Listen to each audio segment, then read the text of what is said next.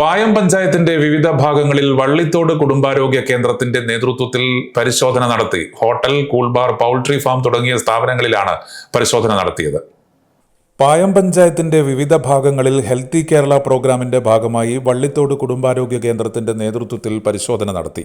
ഭക്ഷണ വിതരണ സ്ഥാപനങ്ങൾ, ഹോട്ടൽ, കൂൾബാർ, ഹോസ്റ്റലുകൾ, പൗൾട്രി ഫാം, പന്നി ഫാം, ആക്രിക്കടകൾ, റബ്ബർ തോട്ടങ്ങൾ എന്നിവിടങ്ങളിലാണ് പരിശോധന നടത്തിയത്. പഴകിയ ഭക്ഷണ സാധനങ്ങൾ പിടികൂടി.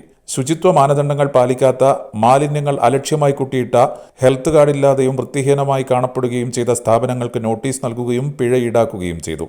ഷിഗല്ല, മഞ്ഞപ്പിത്തം, ടൈഫോയിഡ് ഉൾപ്പെടെയുള്ള ജലജന്യ രോഗങ്ങൾ, ഡെങ്കിപ്പനി, എലിപ്പനി ഉൾപ്പെടെ കാണപ്പെടുന്ന സാഹചര്യത്തിലും ശുചിത്വ മാനദണ്ഡങ്ങൾ പാലിച്ച് നിയമാനുസൃത ലൈസൻസുകൾ എടുത്തതിനു ശേഷം മാത്രമേ സ്ഥാപനങ്ങൾ പ്രവർത്തിക്കാവൂ എന്ന് ആരോഗ്യവകുപ്പ് മുന്നറിയിപ്പ് നൽകി.